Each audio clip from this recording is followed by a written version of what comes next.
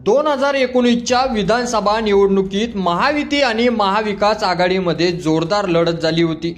मुख्यमंत्री देवेंद्र फडणवीस, एकनाथ शिंदे आणि अजित पवार हे तिघही दिग्गज नेते संपूर्ण राज्य फिरत होते आणि एक मत मागत होते। पण कर्जत जामखेडमध्ये काहीतरी वेगळंच घडलं। इथं भाजपचे उमेदवार राम शिंदे प्रचारात व्यस्त होते आणि अजित पवार मात्र या मतदारसंघात फिरकलेच नाही। ते केवळ आले नाहीत असं नाही, तर फडणवीसांनी विनंती करूनही अजित पवारांनी प्रचारासाठी वेळ दिलेला नाही। याच मुद्द्यावरून निकालानंतर राम शिंदे यांनी थेट अजित पवारांवर टीका केली।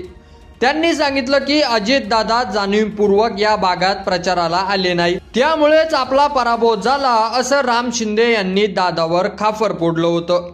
नंतर त्यांनी हेही सांगितलं की कर्जत जामखेडमध्ये अजित पवारांची यंत्रणा महायुतीच्या उमेदवारांसाठी कामच करत नव्हती।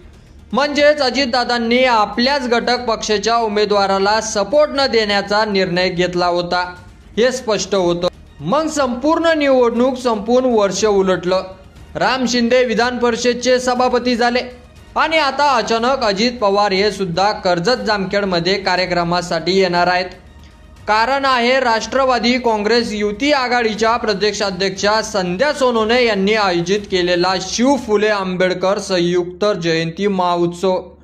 हा महोत्सव 17 एप्रिलला होणार असून त्यामध्ये अजित पवार भाषणही करणार आहेत। या महोत्सवाचं विशेष आकर्षक म्हणजे या कार्यक्रमात अजित पवार, राम शिंदे आणि जलसंपदा मंत्री राधाकृष्ण विखे पाटील हे तिघही एकाच व्यासपीठावर बसणार आहेत। या तिघांचं राजकीय नातं पाहिलं तर ते एकत्र बसणं म्हणजे बर्फ आणि आग एका ताटात। अजित पवार आणि विखे पाटील यांचं राजकारण कायमचं टोकाचं राहिलं, तर राम शिंदेंनी अजितदादावरची नाराजी सर्वश्रुत आहे। या सगळ्या राजकीय घडामोडीच्या केंद्रस्थानी आहेत सध्या सोनवणे। त्यांनी हा महोत्सव मोठ्या दिमाखात घेऊन आयोजित केलेला आहे। या निमित्ताने त्या कर्जत जामखेडच्या राजकारणात स्वतःचं वजन वाढवत आहेत। संध्या सोनवणेंनी 3 मोठ्या नेत्यांना एकत्र आणून केवळ जयंती साजरी करत नाहीयेत, तर आपली राजकीय ताकद दाखवत आहे। हा कार्यक्रम एक संवाद आहे का सत्ता संघर्ष हे अजून स्पष्ट झालेलं नाही, पण या व्यासपीठावर काय भाष्य केलं जातं याकडे सगळ्यांचं लक्ष लागलेलं आहे। राम शिंदे अजित पवारांच्या बाजूला बसणार, ते एकमेकांकडे पाहतात की टाळतात? विखे पाटील अजितदादावर सूचक टीका करतात का, की हे सगळं तातूर मातूर पब्लिक शो असणार आहे? याच कर्जत जामखेड मतदारसंघात अजित पवार यांनी एकदा मुश्किलपणे म्हटलं होतं, थोडक्यात वाचलास माझी सभा झाली असती तर ही टीका त्यांनी रोहित पवारांना उद्देशून केली होती। पण त्यातून राम शिंदेंना अजून राग आला होता, कारण त्यांनी असं जाणून बुजून केल्याचा आरोप अजित पवारांवर केला होता।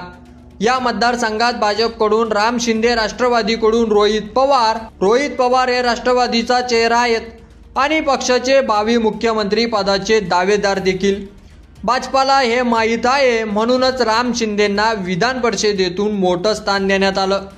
सध्या सोनवणे या युती आघाडीच्या प्रदेशाध्यक्षा झाल्यापासूनच त्यांची धडाकेबाजी कामगिरी सुरू आहे। आता त्यांनी अजित पवारांना या भागात आणून स्वतःचा राजकीय नेम साधण्याचा प्रयत्न केलेला आहे। पक्षांतर्गत चर्चा अशी आहे की या यशस्वी महोत्सवानंतर सध्या सोनवणे यांना पक्षात मोठं पद मिळू शकतं, कदाचित जिल्हा प्रभारी किंवा पुढच्या निवडणुकीत उमेदवारी।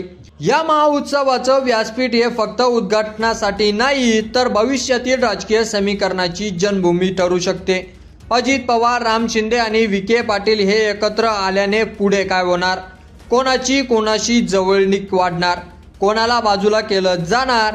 या प्रश्नाची उत्तरं पुढच्या काळातच मिळेल की यावर तुमचं मत आपल्या कमेंट बॉक्समध्ये नक्की कळवा आणि चॅनलवर नवीन असाल तर चॅनलला सबस्क्राईब करा। धन्यवाद।